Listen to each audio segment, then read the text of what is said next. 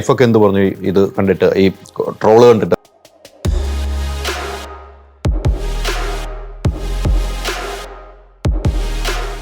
ഞാൻ ട്രോൾ ചെയ്യപ്പെടുക, എന്നെ കളിയാക്കുക, രൂപനായിട്ടിരിക്കുക, അതൊക്കെ ഏറ്റവും കൂടുതൽ എൻജോയ് ചെയ്യുന്ന ഭാര്യ. പക്ഷേ ഇന്നലെ ഒന്ന് എയറിൽ കയറി അല്ലേ? ഇടക്കിടക്ക് എയറിൽ കയറുന്ന വിഷമിച്ച നായിക അങ്ങനെ. നിങ്ങള് ചെയ്യുന്ന പോലെയുള്ള പ്രകൃതിയോ അതിന് റിയലിസ്റ്റിക് അതല്ല. ഇത് നമ്മളൊരു ഫെസ്റ്റീവ് സീസൺ ആണ്. അടി പടങ്ങളുടെ അപ്പുറത്തേക്കുള്ള ഒരു സാധ്യത ഈ സിനിമ. ഫെസ്റ്റീവ് പരിപാടി എന്ന് പറഞ്ഞാൽ കുഞ്ഞു പിള്ളേരൊക്കെ ആയിട്ട് പോയിട്ട് വെടിവെപ്പും കുത്തും കൊലയും. ഹർഷയും മമിതയും വിജുലക്ഷൻ ഞങ്ങള് ഒരു ഏജ് കാറ്റഗറിയിൽ പെടുന്നവരായിട്ട് ഞങ്ങൾ അങ്ങനെ മാറിയിരിക്കുന്നത്. ലൈഫിൽ ഇങ്ങനെയൊന്നും പക്ഷെ ക്യാമറ വെച്ച് കഴിഞ്ഞപ്പോ ഭയങ്കര മര്യാദ. ഞാൻ ഇങ്ങനെയൊന്നല്ല ക്യാമറ ഓഫ് ചെയ്ത്. മോശം അതെനിക്കറിയാം, ഇങ്ങനെയല്ല. വെറുതെ പുറത്തിറങ്ങിയപ്പോഴാണ് നിവിൻ ചേട്ടൻ മണലിൽ കിടന്ന് ചൂടടിച്ചിട്ട് ഭയങ്കര ഫൈറ്റ് സീനാണ്. നമുക്ക് മുന്നേ വന്നിട്ട് ഇവിടുന്ന് കഷ്ടപ്പെടുന്നുണ്ടല്ലോ. കൗണ്ടറിങ് പോട്ടെ, പിടിക്കാൻ നമുക്ക് കൗണ്ടറിങ് പോട്ടെ, അപ്പളേ എനിക്ക് പിടിക്കാൻ പറ്റുള്ളൂ. ഇന്നലെ അപമാനിച്ചു മറ്റേ വനിതാ കമ്മീഷനൊക്കെ സ്വമേധയാ കേസ് അവിടെ വരെ എത്തി കേട്ടോ. ഞാൻ അപമാനിച്ചു എന്ന് പറഞ്ഞ ഇന്നലെ കേസായിരുന്നു. ഇവരും കൂടെ ഉള്ളതുകൊണ്ട് പെട്ടെന്ന് കേസാണ്. നമസ്കാരം. ഓണത്തെ വരവേൽക്കാൻ ഒരു പുതിയ സിനിമ എത്തിയാണ്. ആ പുതിയ സിനിമയുടെ വിശേഷം പങ്കുവയ്ക്കാൻ 4 അതിഥികൾ, 4 പേർക്കും സ്വാഗതം. രാമചന്ദ്രൻ ബോസ് ഇന്ന് യുദ്ധത്തിന് പോയേക്കോന്ന് എനിക്ക് തോന്നുന്നു അല്ലേ? പടത്തിന്റെ ഈ പറയുന്ന പോലെ പ്രൊമോഷൻ പരിപാടിയും പല ഈ ഓണത്തിനോട് അടുപ്പിച്ച് ഉള്ള റിലീസ് കുറച്ച് അൺപ്രഡിക്റ്റബിൾ ആയിരുന്നു എന്ന് തോന്നുന്നു. അപ്പോൾ ഡയറക്ടർ ഒരു സ്ഥലത്ത് വർക്കില്ല, അങ്ങനെ എല്ലാവരും ടൈറ്റായിട്ട് വർക്ക് ചെയ്തുകൊണ്ടിരിക്കുകയാണ്. കാര്യം കുറച്ച് ദിവസങ്ങളല്ലേ ഉള്ളൂ റിലീസിന്. അതിന്റെ അല്ലെങ്കിൽ ബോസ് ഉണ്ടാകാനെ. അതെ, ബോസ് ഉണ്ടാകാനെ. ബോസ് ഇല്ലെങ്കിലും മരണ മാസ് ലുക്കോട് കൂടി ഇന്നലെ പ്രസ് മീറ്റിലെങ്കിൽ എത്തി വൈറലായിട്ടിരിക്കുകയാണ് അല്ലേ വിനയ്? അത്രയും പ്രതീക്ഷിച്ചോ?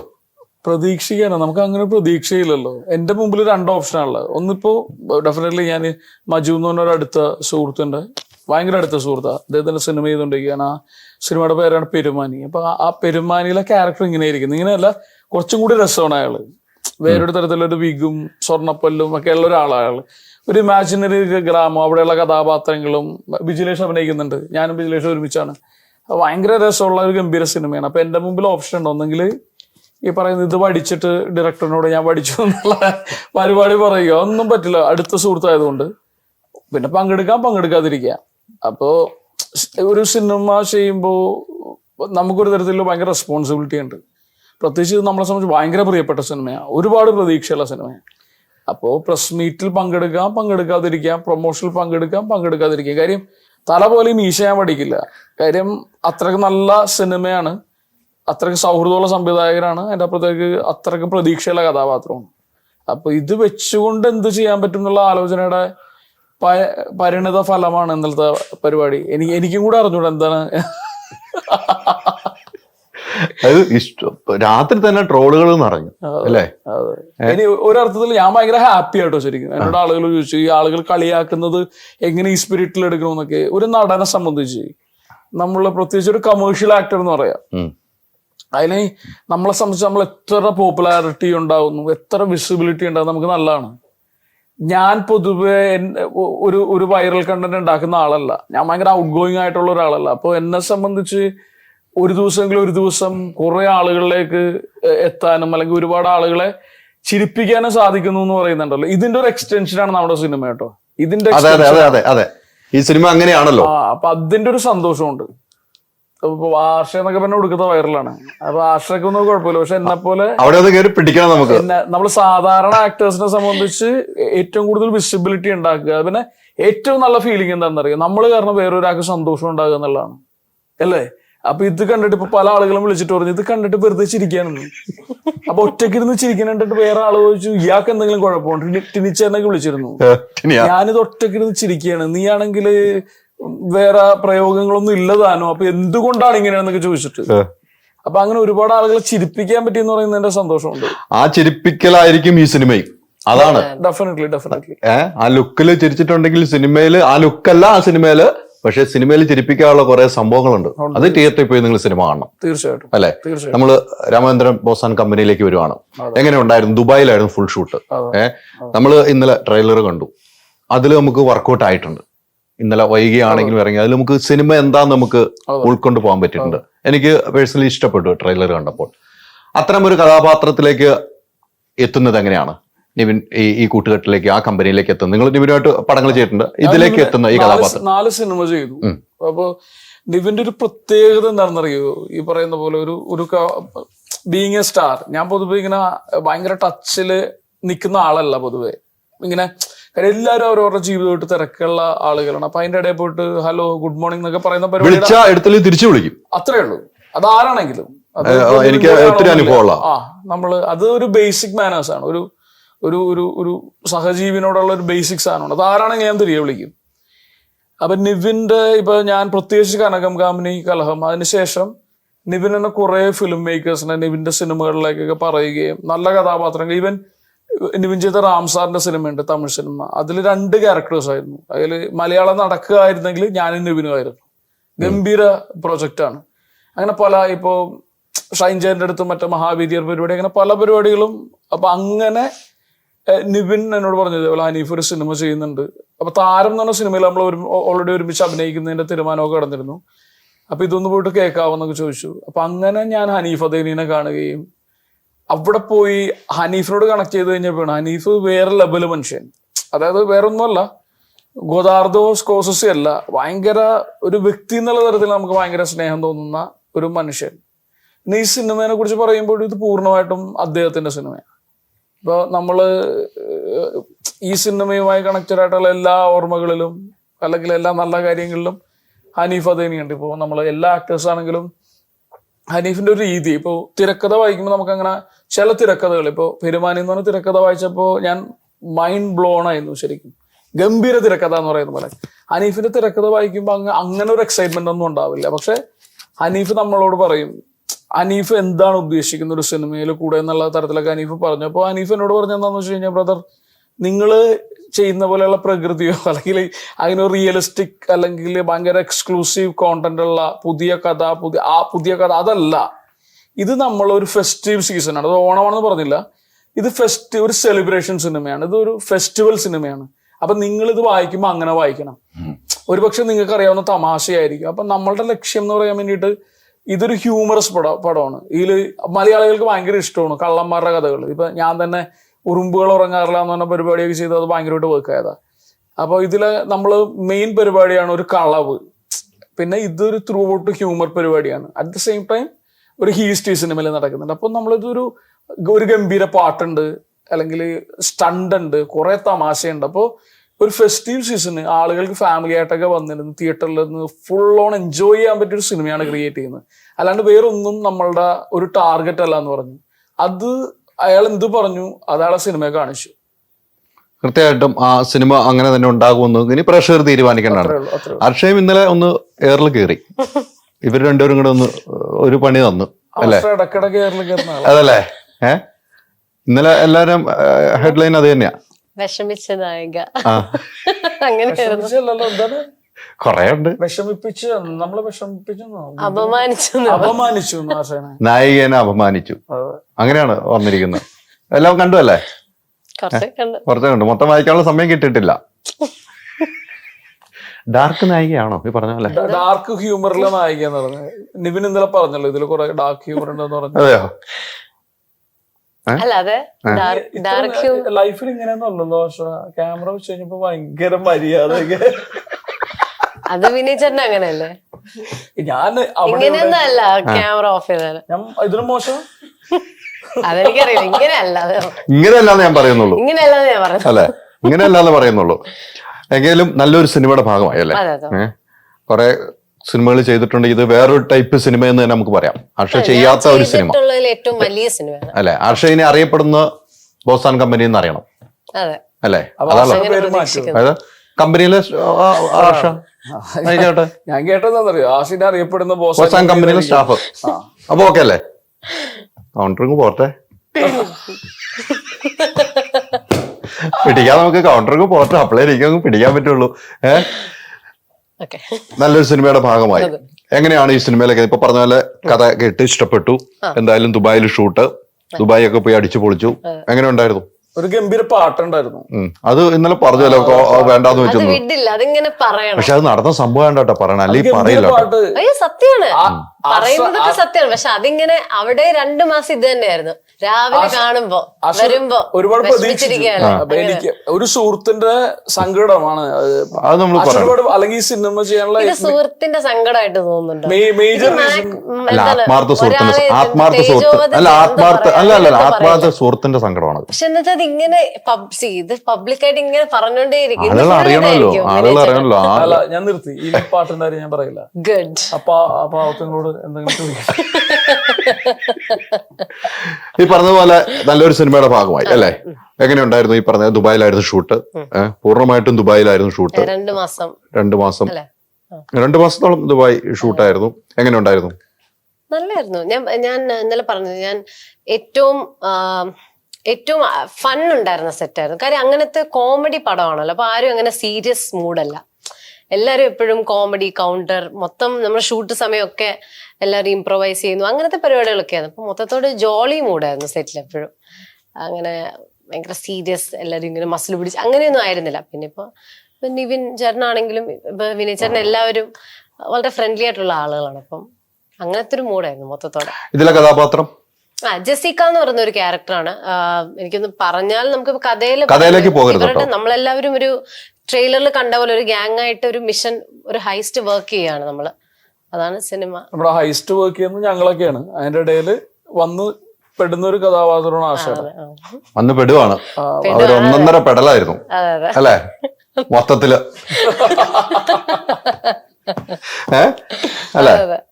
എന്തായാലും നല്ലൊരു എക്സ്പീരിയൻസ് ആയിരുന്നു അല്ലെ? അത്ര എക്സ്പീരിയൻസ് സിനിമകളിൽ ചെയ്യുമ്പോഴാണ് നമുക്ക് സീനിയർ ആയിട്ടുള്ള ആളുകളോട് വർക്ക് ചെയ്യാൻ. തീർച്ചയായിട്ടും നമുക്ക് കുറെ അറിവുകൾ കിട്ടുവാണല്ലോ. സിനിമ അഭിനയം എന്നും പഠിക്കുകയാണ്. ഇപ്പൊ വിനയാണെങ്കിൽ അഭിനയം പഠിച്ചുകൊണ്ടേയിരിക്കുകയാണ്. നമ്മൾ ഒരിക്കലും അഭിനയം നിർത്തുന്നില്ല. വിനയ് ചേട്ടൻ ഞാൻ ആദ്യമായിട്ടാണ് വർക്ക് ചെയ്യുന്നത്. എനിക്ക് വിനയ് ചേട്ടൻ നന്നായിട്ട്, അതായത് ഇപ്പൊ ഓരോ സീനും ഇംപ്രൊവൈസ് ചെയ്യുന്നതൊക്കെ അത് കാണേണ്ട കാര്യം തന്നെയാണ്. ഞാനത് വേറെ കുറച്ചു പേരോടും പറഞ്ഞിരുന്നു ഞാൻ ഷൂട്ട് കഴിഞ്ഞ സമയത്ത്. അതെന്തിനാ ഞാനങ്ങനെ പറയില്ല, അങ്ങനെ എന്തിനങ്ങനെ പറയേണ്ട ഒരാവശ്യമില്ല. ഞാൻ മറ്റുള്ളവരോട് ഇങ്ങനെ പറഞ്ഞിരുന്നു എങ്ങനെയുണ്ടായിരുന്നു എന്നൊക്കെ ചോദിച്ചപ്പോ ഞാൻ ഇങ്ങനെ പറഞ്ഞു, പുള്ളി ഓരോ സീനും ഇംപ്രൊവൈസ് ചെയ്യുന്നതൊക്കെ നന്നായിട്ട് അതിൽ വർക്ക് ചെയ്ത, സ്ക്രിപ്റ്റിലും ഡയലോഗ്സിലും ഒക്കെ വർക്ക് ചെയ്താണ് ചെയ്യുന്നത്. ഇത് നമ്മളെല്ലാവരും, ഞാൻ പറഞ്ഞില്ല, ഈ സിനിമയുടെ പ്രത്യേകത തന്നെ ഒന്ന്, നമ്മളൊക്കെ നല്ല വൈബുള്ള ഭയങ്കര കണക്ട് ഉള്ള ആളുകളാണ്. ജാഫർഖാനെ മിസ് ചെയ്യുന്നുണ്ട്. ജാഫർക്ക, മമിത, അല്ലെങ്കിൽ ഞാനും വിജിലേഷും ജാഫർക്കയും കൂടെയാണ് രാവിലെ ഒരു സ്ഥലത്തുനിന്ന് അറ്റ്ലീസ്റ്റ് 1 മണിക്കൂർ ജേണി ഉണ്ടാവും. അപ്പൊ അതൊരു അനുഭവം. അതിന്റെ അപ്പുറത്തേക്ക് ആശ പറഞ്ഞതിനോട് ആഡ് ചെയ്തിട്ട്, അപ്പോ പലപ്പോഴും ഒരു സീൻ ഉണ്ടാവും. എന്നിട്ട് ആ സീൻ നമ്മളെ കൂടെ സംസാരിച്ചിട്ട് നമ്മളതൊന്ന് പ്ലേ ഒക്കെ ചെയ്ത് നോക്കി. അപ്പൊ ഞാൻ അനീഫിനോട് ചോദിക്കും, ഞാൻ ഇങ്ങനെ പറഞ്ഞോട്ടെ, അപ്പൊ വിജിലേഷ് ഇങ്ങനെ പറയും. അപ്പൊ അങ്ങനെ ഞങ്ങൾ ഇത് ഡെവലപ്പ് ചെയ്തെടുത്ത് അങ്ങനെ കുറെ ഹ്യൂമർ മൂവ്മെന്റ് ഉണ്ട്. അനീഫിന്റെ ഏറ്റവും വലിയ പ്രത്യേകത, അല്ലെങ്കിൽ ഇപ്പൊ എനിക്ക് അറിഞ്ഞുകൂടാ ഈ സിനിമ എങ്ങനെ, അല്ലെങ്കിൽ നമ്മുടെ ഹ്യൂമറിൽ വർക്കായി, അല്ലെങ്കിൽ നമ്മുടെ കഥാപാത്രത്തിൽ ശ്രദ്ധിക്കപ്പെട്ടിട്ടുണ്ടെങ്കിൽ വലിയ ക്രെഡിറ്റ് അനീഫിന് കൊടുക്കണം. കാര്യം അനീഫ് എന്നോട് നോ പറഞ്ഞിട്ടില്ല ഈ സിനിമയിൽ.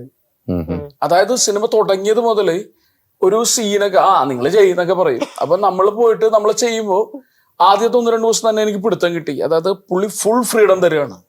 അപ്പോ നമ്മളൊന്നും ലിമിറ്റ് ചെയ്യുന്നില്ല.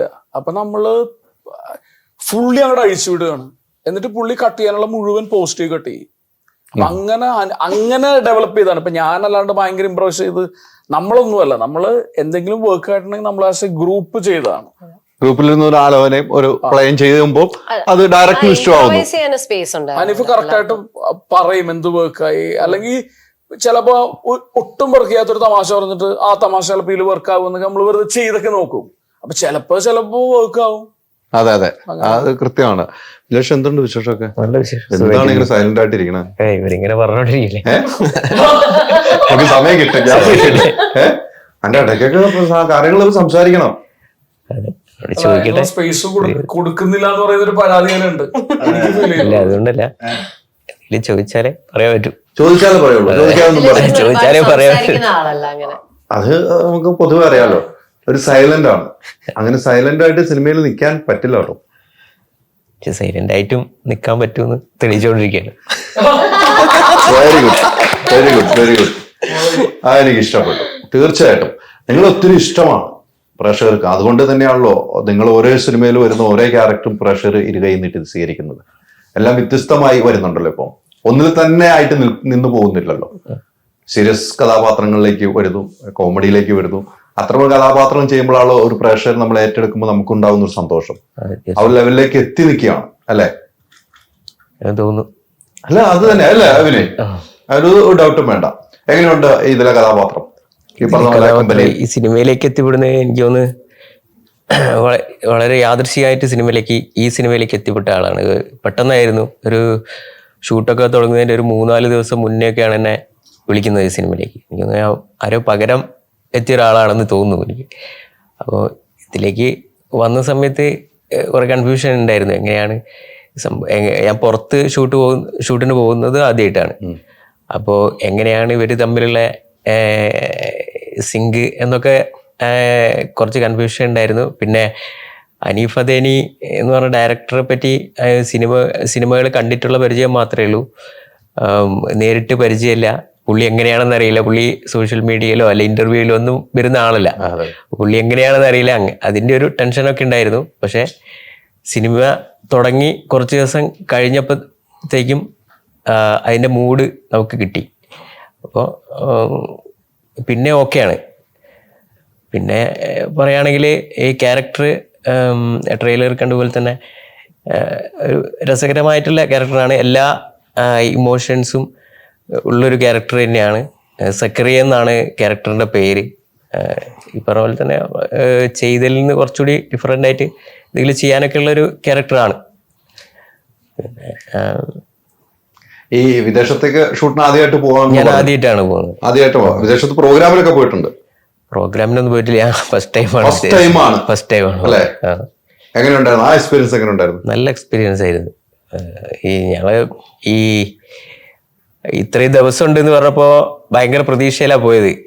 ഇത്രയും ദിവസം അവിടെ ദുബായിൽ ഫസ്റ്റ് ടൈം, അല്ലെങ്കിൽ വിദേശത്തേക്ക് ഫസ്റ്റ് ടൈം അവിടെ ചില്ല് ചെയ്യാന്നൊക്കെയുള്ള മൂഡിലാണ് പോയത്. അപ്പോ ആദ്യം തന്നെ ഷൂട്ടിന് ഞങ്ങളെ കൊണ്ടിട്ട് ഒരു മരുഭൂമിയിലാണ്. ടെന്റൊക്കെ കെട്ടി അവിടെ ഒരു 3-4 ദിവസം ഞങ്ങൾക്ക് ഷൂട്ടില്ലായിരുന്നു. അപ്പൊ മരുഭൂമിയിലാണെങ്കിലും മണൽക്കാറ്റും ഈ വെയിലും ഭയങ്കര ചൂടുള്ള സമയമായിരുന്നു. അപ്പോ ഞങ്ങളിങ്ങനെ ഇരിക്കുന്ന സമയത്ത് എന്ത് ചെയ്യുമെന്നൊക്കെ ആലോചിക്കുന്ന സമയത്ത് വെറുതെ പുറത്തിറങ്ങിയപ്പോഴാണ് നിവിൻ ചേട്ടൻ ആ മണലിൽ കിടന്നിട്ട് ആ മണൽക്കാറ്റ് അടിച്ച് ചൂടടിച്ചിട്ട് അവിടെ ഭയങ്കര ഫൈറ്റ് സീനാണ്.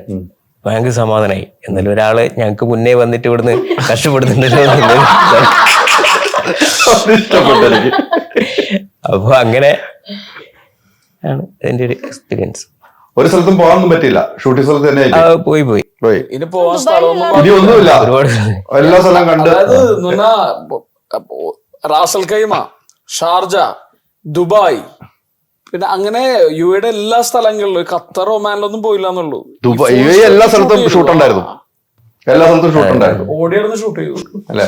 അപ്പൊ അവിടെ ഈ നിവിൻ ഈ കിടന്ന് ഗുസ്തി പിടിക്കണ കണ്ടപ്പോൾ ആ ഉണ്ടായ ഒരു സമാധാനം ഭയങ്കരമായിരുന്നു അല്ലേ? സന്തോഷമായിരുന്നു. ബുദ്ധിമുട്ടുണ്ട്, സന്തോഷമായിരുന്നു അല്ലേ? പക്ഷെ നല്ലൊരു എക്സ്പീരിയൻസ്. ഇങ്ങനെ കഷ്ടപ്പെടുന്ന സമയത്തെ പ്രൊഡ്യൂസറും കൂടിയാണല്ലോ. അപ്പൊ നമുക്കൊരു സമാധാനം. പ്രൊഡ്യൂസർ കാണുമ്പോൾ വല്ലാത്തൊരു സമാധാനം.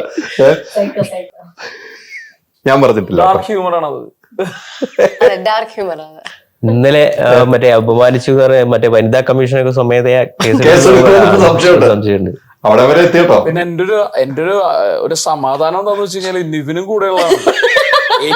ഞാൻ അപമാനിച്ചു എന്ന് പറഞ്ഞ ഇന്നലെ കേസായിരുന്നു. നിവിനും കൂടെ ഉള്ളതുകൊണ്ട് പെട്ടെന്ന് കേസാണ്. നിവിന്റെ അടുത്ത് ചെവി ചോദിക്കുന്ന വിഷ്വലും ഉണ്ട്. അപ്പൊ നിവിൻ പറഞ്ഞത് പറയുന്നുണ്ട്. അപ്പൊ പിന്നെ അതും കൂടെ തെളിവ് നമുക്ക് കൊടുക്കാം അല്ലെ?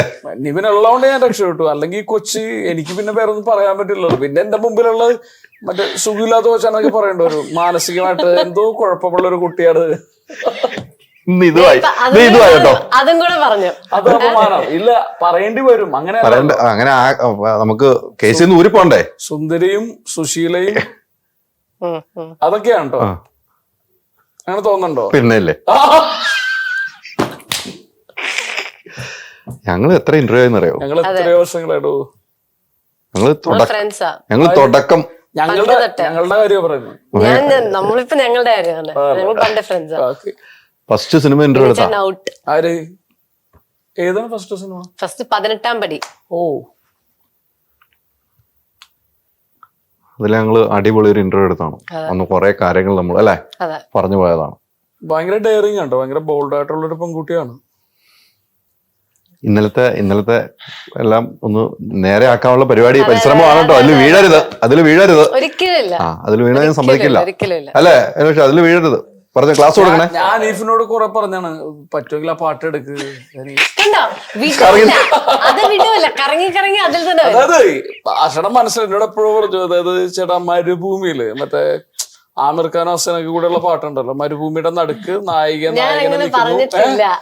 മണൽക്കാറ്റടിക്കുന്നതിന്റെ നടുവിൽ പറഞ്ഞിട്ട് അങ്ങനെയുള്ള ആലോചനകളും ആ പാട്ട് വന്നൊക്കെ ചോദിക്കുന്നുണ്ടായിരുന്നു ഇടക്ക്. ആ പാട്ട് വന്നേ ഇല്ല. ഡയറക്ടർ അതിന്റെ ആവശ്യമേ ഇല്ല.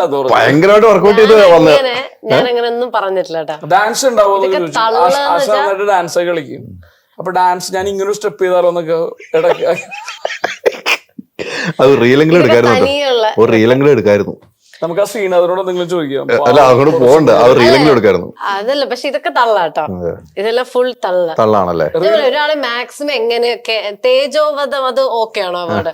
അതാണ് ഈ പുള്ളി ചെയ്യുന്നത്. അതല്ലേ ഏറ്റവും പരിപാടി. വേറെ ഗംഭീര പാട്ട് ഇറങ്ങിയല്ലോ.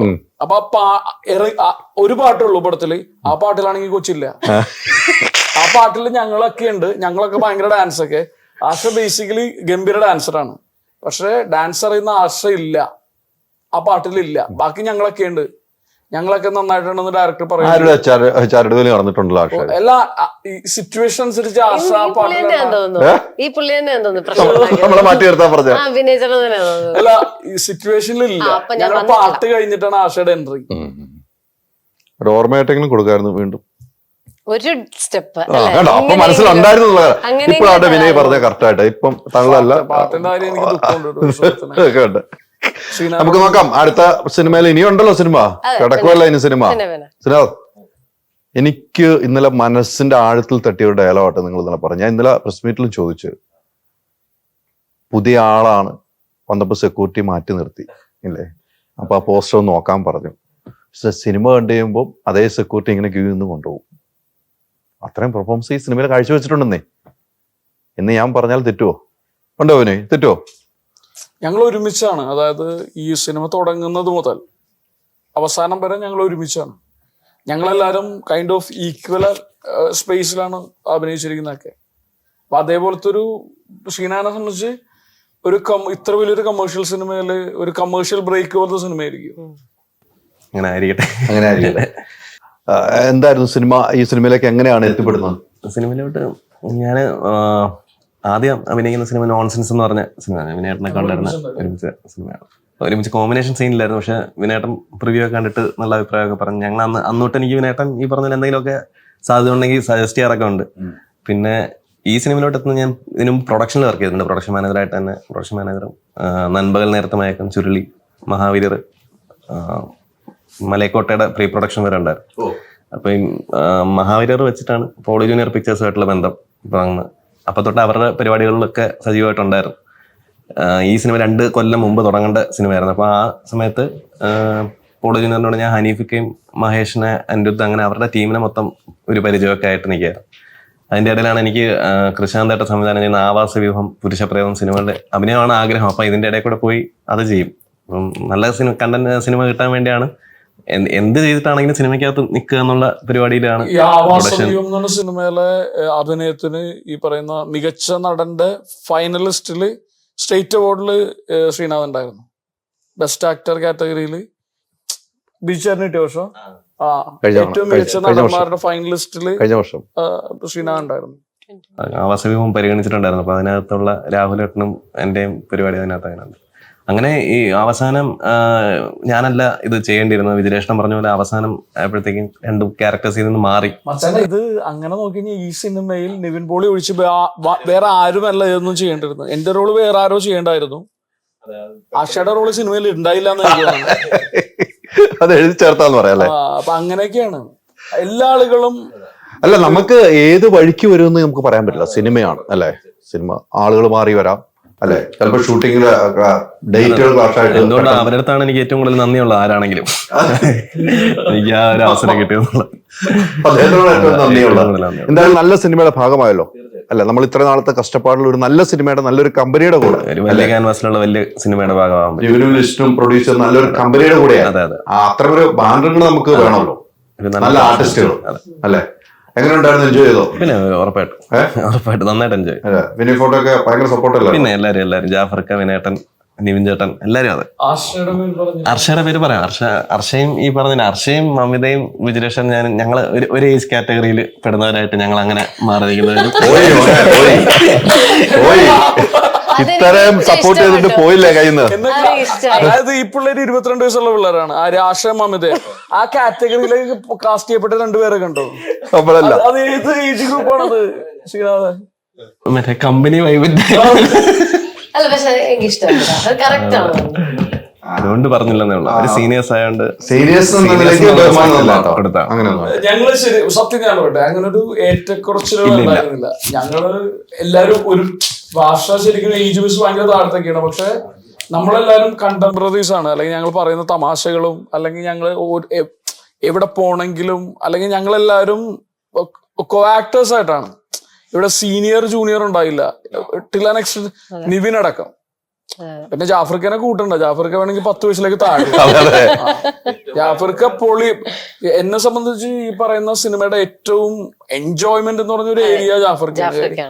ഞാനും വിജിലേഷും ജാഫർക്കയും കൂടി ഒരു കാറിലൊരു യാത്രയുണ്ട്. ചിലപ്പോ 1.5 മണിക്കൂറൊക്കെ അങ്ങോട്ടുണ്ടാവും, 1.5 മണിക്കൂർ ഇങ്ങോട്ടുണ്ടാവും. അപ്പൊ ജാഫർക്കയുടെ അനുഭവങ്ങളും പുള്ളി തുടങ്ങിയെടുത്തുന്നുള്ള തമാശകളും ഒക്കെ ആയിട്ട് അത് സമയം പോകുന്ന അറിയില്ല. നമ്മള് ജാഫറിന്റെ കൂടെ സമയം പോകുന്ന നമ്മൾ അറിയില്ലോ. ലൊക്കേഷൻ ആയാലും നമ്മള് യാത്രയിലാണെങ്കിലും പുള്ളി നിർത്താതെ സംസാരിച്ചോളല്ലോ. ആ അനുഭവങ്ങളെല്ലാം കറക്റ്റ് ആയിട്ട് അതിന്റെ എക്സാമ്പിൾ വെച്ചാണ് പറയുന്നത്. മറ്റൊരാളെ ഇങ്ങനെ കാണിച്ചു തരും, ഇതാണ് അയാളെ പോലെയാണ് ഇയാൾ കാണിച്ചു തരും. അതൊരു വല്ലാത്തൊരു ആക്ടറാണ്. അദ്ദേഹത്തിനെ പോലെ ഒരു ആക്ടർ എത്രയോ സിനിമകളായി അല്ലെ? എല്ലാ സിനിമകളിലും ഉണ്ട്. ഇപ്പൊ ഡേറ്റ് ഇല്ലാത്ത ആളുകളായി ലിസ്റ്റിലുള്ളതാണ് ജാഫർ. അങ്ങനെ മാത്രമല്ല ഇപ്പോഴും ഭയങ്കര ഗ്രൗണ്ടഡ് ആണ്. അല്ലെങ്കിൽ ഞാൻ ഇപ്പൊ എനിക്ക് ഭയങ്കര ആക്ടേഴ്സിനെ കാണുമ്പോൾ ഞാൻ അവരോട് എക്സ്പ്രസ് ചെയ്യും പോയിട്ട്. ഇപ്പൊ ചുരുളിയിൽ ജാഫർക്ക് ചെയ്ത പോലത്തെ ഒരു പരിപാടിയൊന്നും എനിക്കറിഞ്ഞൂടെ വേറൊരാൾക്ക് ചെയ്യാൻ പറ്റുമെന്ന്. അപ്പൊ ചുരുളിയുടെ ഷൂട്ടിംഗ് നടക്കുമ്പോൾ ഞാൻ പോയിട്ട് പറയും ചില സാധനങ്ങളൊക്കെ കണ്ടു കഴിഞ്ഞിട്ട്, അത് ജാഫർക്കൊക്കെ വേണ്ടി ഉണ്ടായ ഒരു കഥാപാത്രം പോലെയാ. ഞാൻ ചില സാധനങ്ങളൊക്കെ കണ്ടു കഴിഞ്ഞാൽ ഞാൻ പോയി പറയും ജാഫർക്ക് അല്ല പന്നി പുളിയാണ്ടെന്നൊക്കെ പറയുമ്പോ പുള്ളി അൺകംഫർട്ടബിൾ ആവും. നമ്മളൊരാളെ കോംപ്ലിമെന്റ് ചെയ്യുമ്പോൾ പുള്ളി അത് ഇത് എന്നൊക്കെ പറഞ്ഞിട്ട് മാറ്റിക്കളയും. പിന്നെ എന്നൊക്കെ പറഞ്ഞാൽ അത് പുള്ളി ഒരിക്കലും അത് ഉള്ളിലേക്ക് എടുക്കില്ല. പുള്ളി അഭിനയിച്ച സിനിമകൾ പുള്ളി കാണില്ല. അപ്പൊ അങ്ങനെയൊക്കെയുള്ള ഒരു തരത്തില് ഭയങ്കര റോ ആയിട്ടുള്ള ഒരു ഹ്യൂമൻ ബീയിങ് ആണ്. അപ്പൊ ജാഫർക്ക് നമ്മുടെ കൂട്ടത്തില് ഈ പറയുന്ന ഇവരേലും പ്രായം കുറഞ്ഞ ഒരാളെ പോലെ ആയിരുന്നു. അതെ, എപ്പോഴും അങ്ങനെയല്ല. ഈ പറഞ്ഞ പോലെ ആർട്ടിസ്റ്റുകൾ നമ്മൾ സെലക്ട് ചെയ്ത ആർട്ടിസ്റ്റുകളെ പോലെ തന്നെയാണ് ഈ സിനിമയിലുള്ളത്. ഇതിൽ ഒരു പാട്ടുണ്ട് അല്ലെ? ക്യാമറ ആണെങ്കിലും സൂപ്പർ. അവിടെ ആകുമ്പോൾ വിഷ്വൽസിന്റെ കാര്യത്തിൽ നമുക്ക് ഒന്നും പറയാനില്ല. മേക്കിങ്ങിന്റെ കാര്യത്തിൽ ഇപ്പൊ ഹനീഫ് എന്ന് പറഞ്ഞു കഴിഞ്ഞാല് എനിക്ക് തോന്നുന്നു മൈൻഡ് ബ്ലോയിങ് ആണ്. തീർച്ചയായിട്ടും പ്രത്യേകിച്ച് ഒരു ഹ്യൂമർ സിനിമ ട്രീറ്റ് ചെയ്യുന്ന പോലെ അല്ല ഈ സിനിമ ട്രീറ്റ് ചെയ്യപ്പെട്ടിരിക്കുന്നത്. വേറെ അതായത് വലിയ ക്യാൻവാസിലാണ്. എനിക്ക് തോന്നുന്നു ഇതിൽ ചെലവാക്കിയതിന്റെ ഒരു ഡബിൾ ഒരു ഗ്രാൻഡിയർ ഹനീഫ് ഷൂട്ട് ചെയ്ത് വെച്ചിട്ടുണ്ട്. ഒരു ഫിലിം മേക്കർ എന്നുള്ള തരത്തില്, അല്ലെങ്കിൽ ഒരു കമേഴ്ഷ്യൽ ഫിലിം മേക്കർ എന്നുള്ള തരത്തിൽ ഹനീഫ് എനിക്ക് തോന്നുന്നു ഭയങ്കര പ്രോമിസിങ് ആയിട്ടുള്ള, അല്ലെങ്കിൽ ഹനീഫിന്റെ ഭാഗത്തുനിന്ന് ഒരുപാട് മഹത്തായ കമേഴ്ഷ്യൽ സിനിമകളുടെ ഒരു പ്രതീക്ഷയുണ്ട്. തീർച്ചയായിട്ടും അത് ഈ ഓണം പ്രേക്ഷകർ കണ്ട് വിധി എഴുതട്ടെ. ഈ പറഞ്ഞതുപോലെ സിനിമ സൂപ്പർ ഹിറ്റ് ആണ്. സിനിമകളെല്ലാം സൂപ്പർ ഹിറ്റ് ആണ്. സിനിമകൾ ഇറക്കുന്ന മത്സരത്തിന് വേണ്ടിയല്ല, നമ്മുടെ കുഞ്ഞാണ് നമുക്ക് നല്ലത് എന്നുള്ള ഒരു പ്രതീക്ഷയാണല്ലോ. എനിക്ക് ഒരു കാര്യം കൂടെ ആഡ് ചെയ്യാനുള്ള എന്താന്ന് വെച്ച് കഴിഞ്ഞാൽ ഈ സിനിമ ഞാൻ പറഞ്ഞില്ലേ, എന്നോട് തിരക്കഥ വായിച്ചപ്പോൾ മുതൽ ഹനീഫ് പറഞ്ഞ പരിപാടി എന്താന്ന് വെച്ച് കഴിഞ്ഞാല് ഇതൊരു ഭയങ്കര ഹ്യൂമറസ് ആയിട്ടുള്ള ഒരു ആബ്സല്യൂട്ട് കമേഴ്ഷ്യൽ എന്റർടൈനർ ആണ്. പ്രത്യേകിച്ച് ഓണം പോലത്തെ ഒരു സീസണിൽ ഈ സിനിമക്ക് ഭയങ്കര സ്പേസ് ഉണ്ട്. ഇപ്പൊ നമ്മൾ ആ കോമ്പറ്റ് ചെയ്യുന്ന സിനിമകൾ ഡെഫിനറ്റ്ലി വലിയ സിനിമകളാണ്. പക്ഷെ പറയുന്നത് നമ്മുടെ ജോണറിന് ഒരു പ്രത്യേകതയാണ്, നമ്മുടെ കോമഡി പടമാണ്. ഇതൊരു കോമഡി ഹീസ്റ്റ് ആണ്. നമ്മളെ തന്നെ കളിയാക്കുന്ന തരത്തിലുള്ള ഒരുപാട് തമാശകളുള്ള ഒരു കമേഴ്ഷ്യൽ എന്റർടൈനർ ആണ്. എനിക്ക് തോന്നുന്നു ഓണത്തിന് കൂടുതൽ സ്പേസ് ഈ സിനിമക്കാണ്. തീർച്ചയായിട്ടും അത്തരം അടി പടങ്ങളുടെ അപ്പുറത്തേക്കുള്ള ഒരു സാധ്യത ഈ സിനിമ. അങ്ങനത്തെ സിനിമകൾ കേറുന്നുണ്ട്. ആൾക്കാർ ഡിമാൻഡ് ചെയ്തതും കോമഡി ആണല്ലോ. ആളുകൾക്ക് ചിരിച്ച് എൻജോയ് ചെയ്യാൻ വേണ്ടിയല്ല പോയിരിക്കുന്നത്, ഫാമിലി ആയിട്ടിരിക്കാൻ. അത് ഓണത്തിന് സിനിമ കാണാൻ പോകുന്നവരാണല്ലോ കൂടുതലും. ഫെസ്റ്റിവൽ പരിപാടി നമ്മൾ കുഞ്ഞു പിള്ളേരൊക്കെ ആയിട്ട് പോയിട്ട് വെടിവെപ്പും കുത്തും കൊലയും. അതിന്റെ അപ്പുറത്തേക്ക് ഇപ്പൊ ഞാൻ ഒറ്റയ്ക്ക് പോകണമെങ്കിൽ ഞാൻ ഒരു പക്ഷേ ഈ പറയുന്ന പോലത്തെ ഒരു ഡാർക്ക് ഗാങ്സ്റ്റർ പരിപാടിയൊക്കെ പ്രിഫർ ചെയ്യുന്നത്. പക്ഷെ ഫാമിലി ആയിട്ട് പോകുമ്പോൾ എല്ലാവർക്കും കൂടെ ഒരുമിച്ച് നിന്ന് ചിരിക്കാൻ പറ്റുന്ന നല്ല പാട്ടുള്ള അല്ലെങ്കിൽ നല്ല ഹ്യൂമറുള്ള പരിപാടിയായിരിക്കും നമ്മൾ പ്രിഫർ ചെയ്യുന്നത്. അതെ, തീർച്ചയായിട്ടും അത്തരം ഒരു സ്പേസിൽ ഈ സിനിമ സേഫ് ആണെന്നാണ് എന്റെ വിശ്വാസം. തീർച്ചയായിട്ടും അങ്ങനെ ആകട്ടെ ഈ സിനിമ എന്ന് നമ്മളും ആഗ്രഹിക്കുന്നു. സൂപ്പർ ഹിറ്റ് ആണ്. ഈ പറഞ്ഞ പോലെ ഒരു കാര്യം കൂടെ പിന്നീട് വൈഫൊക്കെ എന്ത് പറഞ്ഞു ഇത് കണ്ടിട്ട്, ഈ ട്രോള് കണ്ടിട്ട്? അതായത് ഞാൻ ട്രോൾ ചെയ്യപ്പെടുക, ആളുകൾ എന്നെ കളിയാക്കുക, ഞാൻ ഭയങ്കര വിരൂപനായിട്ടിരിക്കുക, അതൊക്കെ ഏറ്റവും കൂടുതൽ എൻജോയ് ചെയ്യുന്ന ഭാര്യയാണ്. ഒരുപക്ഷെ ആളുകൾ ഭയങ്കര ഗുഡ് ലുക്കിംഗ് ആണെന്ന് പറഞ്ഞു കഴിഞ്ഞാൽ അത് ഒരുപക്ഷെ അത് ഇഗ്നോർ ചെയ്യും. അത് കേട്ടിട്ടും കൂടി ഇല്ല, ബാധിക്കുന്നില്ല. പക്ഷെ ഇങ്ങനെയുള്ള പരിപാടികൾ പുള്ളി തകർത്തോണ്ടിരിക്കുകയാണ്. ഈ ട്രോൾ പരിപാടി ഉണ്ടല്ലോ, ഓരോ ട്രോൾ നോക്കിയിട്ട് ഒറ്റക്കിരുന്ന് ചിരിക്കുക, ചിരിച്ച് കസേരന്ന് മറിഞ്ഞു വീഴുക, പിന്നെ അവിടെ കിടന്ന് ഉരുളുക, അങ്ങനെ പരിപാടിയൊക്കെയാണ്. പക്ഷെ ഇത് തന്നെ മറ്റേ സൈഡാണെങ്കിൽ പുള്ളിക്ക് ഓക്കെയാണ്. അങ്ങനെ വേറെ ഏതെങ്കിലും തരത്തിലുള്ള കോംപ്ലിമെന്റ് അല്ല. ഇങ്ങനെ ഇപ്പൊ ഞാനൊരു അത്യാവശ്യം വെയിറ്റ് കൂട്ടിയിട്ടുള്ള സിനിമ ചെയ്യാനുള്ള സാധ്യതയുണ്ട്. അപ്പൊ അതിനുവേണ്ടി ഞാൻ കുറച്ച് വെയിറ്റ് കൂട്ടുന്നുണ്ട് എന്റെ. അപ്പൊ പുള്ളിയുടെ ആഗ്രഹം എന്നെ ആ രൂപത്തിൽ കാണണം, അങ്ങനെയൊക്കെയാണ്. അപ്പൊ അങ്ങനെയൊക്കെയുള്ള ഒരു ഭാര്യയാണ് എന്റെ. ശരിക്കും എൻജോയ് ചെയ്യുന്നുണ്ട്, പുള്ളി എൻജോയ് ചെയ്യുന്നുണ്ട്. ഈ പരിപാടിയൊക്കെ ഭയങ്കരമായിട്ട് എൻജോയ് ചെയ്യുന്നുണ്ട്. നമ്മുടെ വാ പോലും അനക്കാതെയാണ് ഇത്രയും വലിയ ട്രോൾ ഉണ്ടായത്. അതാ ടിനിയൊക്കെ എന്തെങ്കിലും പറഞ്ഞാലാണ് ട്രോൾ ഉണ്ടാവുന്നത്. പിന്നെ ഒരു ഇരിപ്പിൽ ഇത്രമാത്രം ട്രോള് എവിടെ എത്തി എന്നുള്ളതാണ്. തുറക്കാൻ പറ്റില്ല സോഷ്യൽ മീഡിയ. മുഴുവൻ ക്രെഡിറ്റ് എനിക്ക് മറ്റേ മജുവിന് കൊടുക്കേണ്ടതാണ്. കാര്യം മജുവിന്റെ ഡിസൈൻ ആണല്ലോ ഇത്. അതെ അല്ലേ? അവസാനം എനിക്ക് ഗുണം ചെയ്യുന്നു. ഞാൻ രാവിലെ വിളിച്ച് പറഞ്ഞു, അവനോട് തന്റെ പടം എന്റെ പടമല്ലല്ലോ താൻ പ്രൊമോട്ട് ചെയ്തോണ്ടിരിക്കണെന്ന് വെച്ച്. പക്ഷെ എല്ലാ ഇന്റർവ്യൂവിലും തന്റെ പടത്തിന്റെ കാര്യവും തന്റെ പേര് ഞാൻ എടുത്ത് പറയുമെന്ന് പറഞ്ഞു. അതല്ല ചെയ്യേണ്ടത്. അതെ, അത് പറയുന്നുണ്ട്. പിന്നെ